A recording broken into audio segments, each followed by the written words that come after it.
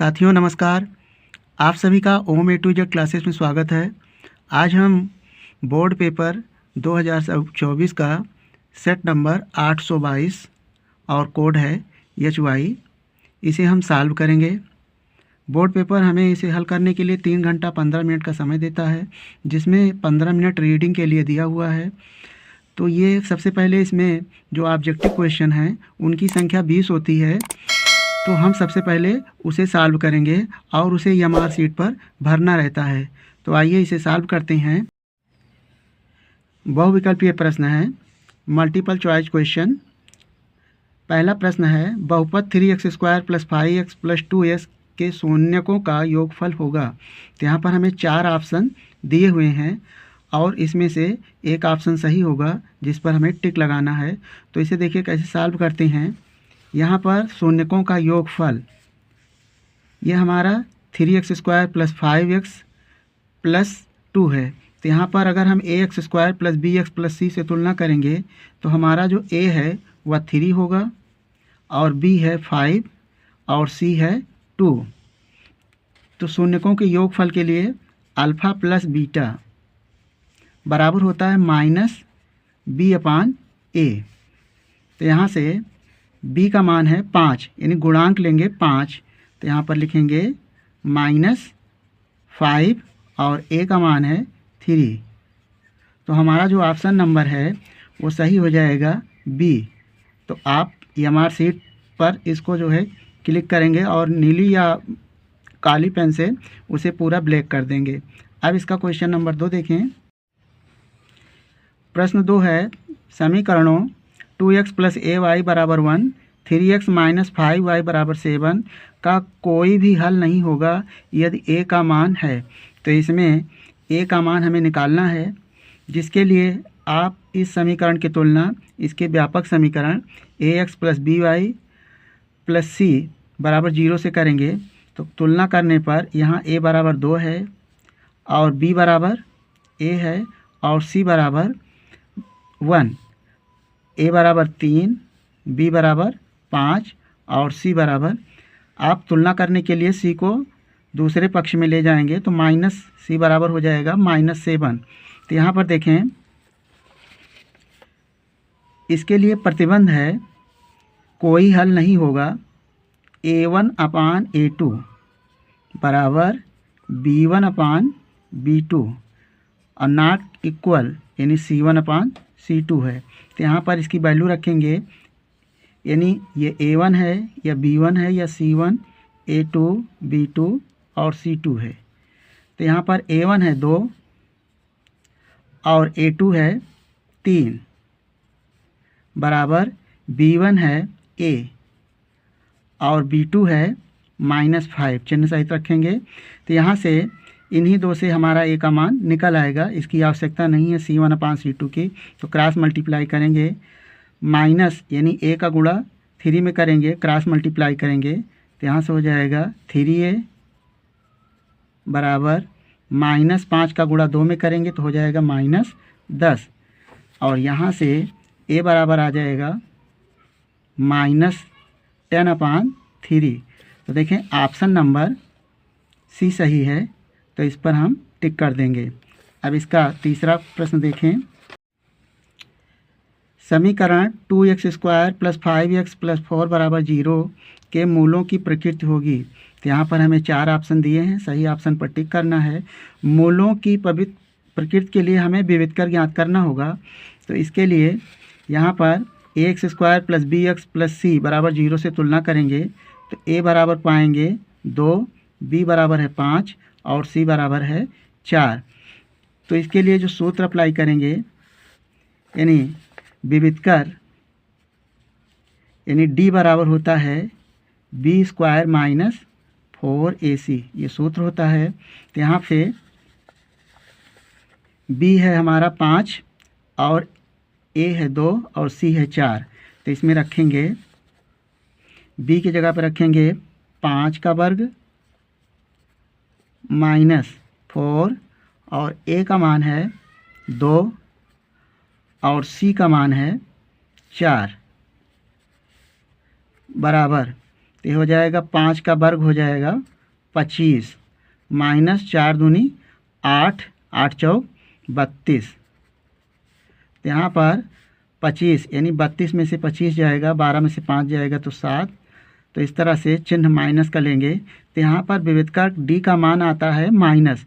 जब माइनस आता है तो मूल काल्पनिक होते हैं, अर्थात वास्तविक नहीं है। तो यहाँ पर जो ऑप्शन है वो आपका डी सही हो जाएगा। तो इस पर डी पर टिक लगा देंगे। प्रश्न संख्या 3 का ऑप्शन नंबर डी, यानी काल्पनिक के लिए या वास्तविक नहीं है।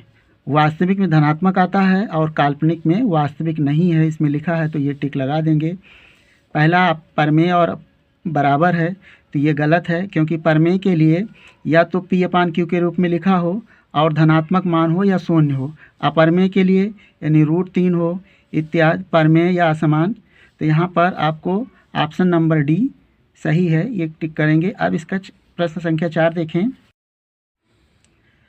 प्रश्न संख्या 4 है, समांतर श्रेणी 4, 9, 14, ... 254 का अंत से 10वां पद क्या होगा। तो हमें अंत से 10वां पद ज्ञात करना है। तो अंत से 10वां पद के लिए जो सूत्र लिखेंगे यहाँ पर A11 A10 है बराबर यल माइनस n-1 इंटू डी होता है ये सूत्र, जहाँ यल ये जो है अंतिम पद, यानी ये है आपका यल, और प्रथम पद यहाँ पर आपका हो जाएगा 254, ये लिखेंगे अंतिम पद के लिए। तो यहाँ पर लिखेंगे यल है 254 माइनस n, पदों की संख्या n बराबर 10 है, तो यहाँ पर लिखेंगे 10 माइनस 1, और सार्वांतर यानी दूसरे पद से पहले पद को घटाना होगा। तो 9 में से 4 जाएगा तो हो जाएगा 5, यानी A2 माइनस A1 होता है। तो यहाँ से घटाएंगे तो 9 में से 4 घटा दें तो हो जाएगा 5, तो यहाँ पर आएगा 5। तो 254 माइनस 10 में से 1 जाएगा तो हो जाएगा 9 गुणे 5। तो 254 माइनस 9 × 5 = 45, घटा दें तो 14 में से 9 जाएगा तो हो जाएगा 5, 14 में से 5 जाएगा तो हो जाएगा 9, और ये हो जाएगा 4 में से 4 जाएगा तो 0 और 2। तो यहाँ पर जो 10वां पद आया हमारा वो आया 209। तो यहाँ पर ऑप्शन नंबर सी सही हो जाएगा, यानी श्रेणी का जो 10वां पद होगा 209 होगा। आप इसे टिक कर देंगे। अब क्वेश्चन नंबर 5 देखें। प्रश्न संख्या 5 है, चित्र में समरूप त्रिभुजों का एक युग्म है, इन्हें सांकेतिक रूप में व्यक्त करने का सही रूप होगा। तो यहाँ पर हमें त्रिभुज बनाया हुआ है, दिया गया है, और 4 ऑप्शन है, चारों में से सही को टिक करना है। तो यहाँ पर देखें AB, यानी पहले ऑप्शन में ABC समरूप है DEF। तो AB ये भुजा है और D ये है। उसके बाद है BC, यहाँ से देखें BC का EF से, तो यहाँ से जो BC है ये हमें 3 है, और EF, तो यहाँ पर EF अज्ञात है, इसलिए हम DF, देखो BC का संबंध है DF से 2.5, यानी 2.5 अपान लिख सकते हैं 5। तो इसे सरल करेंगे तो पाएंगे 1/2। इसी तरह BC अपान DF लिखेंगे तो 3/6 हो जाएगा, तो 1/2 पाएंगे।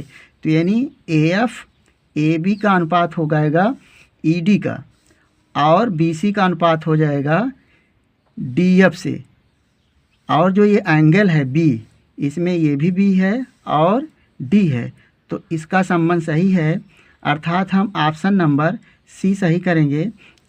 समरूप त्रिभुज के लिए जो एक एंगल है वह कोणों के मध्य में है, इसका और इसका B और D, और भुजाओं का अनुपात AB अनुपात है ED का, और BC का अनुपात है DF से, अतः ऑप्शन नंबर सी सही होगा।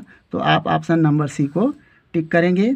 अब इसका छठवां भाग देखें। छठवां है बिंदु -3, -4 की मूल बिंदु से दूरी क्या होगी। तो आप मूल बिंदु से दूरी के लिए सूत्र अप्लाई करेंगे। इसे मान लें x1 और ये y1 है। मूल बिंदु 0 0 होता है तो d बराबर इसके लिए अंडर रूट होता है x1 square plus y1 square. तो x1 का मान है -3 का वर्ग प्लस y1 है -4 का वर्ग। तो बराबर हो जाएगा अंडर रूट 3 त्रिक का 9 और माइनस का वर्ग करेंगे तो प्लस हो जाएगा 9। इसी तरह प्लस -4 का वर्ग हो जाएगा प्लस 16, तो यह जाएगा 16। जोड़ लें तो 16 और 9 को जोड़ेंगे तो अंडर रूट आएगा 25 और 25 का वर्गमूल आएगा 5। तो यहाँ पर जो ऑप्शन नंबर सी है वह हमारा सही होगा। मूल बिंदु से दूरी 5 होगी, तो सी पर टिक करेंगे। अब इसका भाग 7 देखें। प्रश्न 7 है काट ए बराबर 3/4 हो तो सेक ए का मान होगा। तो यहाँ पर काट ए बराबर यानी त्रिकोणमितीय 6 अनुपात होते हैं। काट ए बराबर हमें दिया है 3/4। यहाँ से एक त्रिभुज इस तरह आप बना लें, ऐसे रफ कार्य। ये मान लें ए है। थीटा के सामने की भुजा लंब होती है, तो ये आपका लंब है। ये लंब, ये आधार और ये कर्ण है।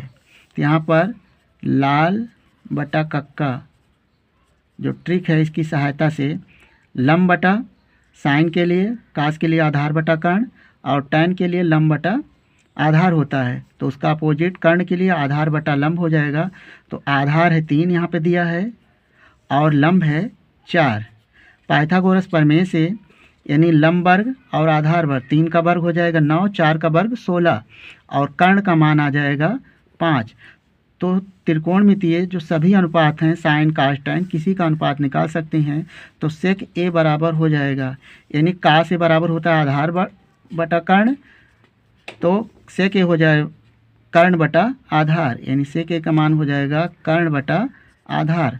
तो यहाँ पर कर्ण निकाला गया है 5 और आधार है 3, तो 5/3 आएगा। तो यहाँ पर ऑप्शन नंबर डी सही हो जाएगा 5/3 प्रश्न संख्या 7 का। अब प्रश्न संख्या 8 देखें।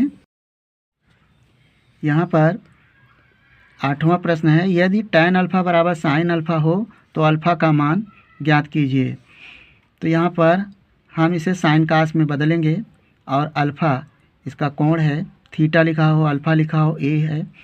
कोण का मान ज्ञात करना है। 4 ऑप्शन दिए हैं, तो देखते हैं कौन ऑप्शन सही होगा। यानी हमें दिया है tan अल्फ़ा बराबर साइन अल्फ़ा, तो इसे साइन कास में बदलें। tan अल्फ़ा बराबर आप लिख सकते हैं sine alpha upon cos alpha बराबर साइन अल्फ़ा। यहाँ से साइन कट जाएगा, कास अल्फ़ा बराबर आ जाएगा 1। अब यहाँ पर कास अल्फ़ा बराबर 1 है। 1 कास अल्फ़ा में किसका मान होगा। तो आप टेबल सारणी में देखेंगे तो 1 का मान होता है कास 0 यानी कास 0 डिग्री का मान होता है 1। तो यहाँ से कास कट जाएगा और अल्फ़ा बराबर आ जाएगा आपका 0 डिग्री। यानी जो कोण आया आपका 0 डिग्री। ऑप्शन नंबर ए सही है। प्रश्न 8 का ऑप्शन नंबर ए सही है, आप इस पर टिक करेंगे। अब प्रश्न संख्या 9 देखें। प्रश्न संख्या 9 एक क्षण की लंबाई उसकी छाया से अनुपात 1/√3 है, तो सूर्य का उन्नयन कोण ज्ञात कीजिए। तो यहाँ पर लंबाई और छाया में अनुपात 1/√3 ये हमें दिया हुआ है। हमें उन्नयन कोण ज्ञात करना है। तो इसके लिए यहाँ पर ये मान लें क्षण है और ये इसकी छाया है। यहाँ पर सूर्य है जिसकी ये छाया बन रही है। इसमें अनुपात दिया है, अगर अलग करेंगे यहाँ मान लें 1x है और ये हो जाएगा √3x और ये मान लें थीटा, इसे हमें निकालना है। यानी थीटा के सामने की भुजा ये लंब है और ये आधार और ये कर्ण। तो लंब और आधार में अनुपात होता है tan थीटा का। tan थीटा बराबर हो जाएगा लंब बटा आधार। तो लंब हमारा x है और आधार है √3x। तो x से x कैंसिल, यहाँ पर 1 है। तो tan 1/√3 tan थीटा में किसका मान है, टेबल सारणी में देखेंगे तो पाएंगे tan 30 अंश का मान होता है 1/√3। tan से tan कट जाएगा और थीटा बराबर आ जाएगा। तो देखें थीटा बराबर 30 डिग्री, यानी tan से tan कट गया तो थीटा बराबर 30 डिग्री। तो ऑप्शन हमारा ए सही होगा। ऑप्शन नंबर ए 9 का, इस पर आप टिक लगाएंगे। 10वां देखें,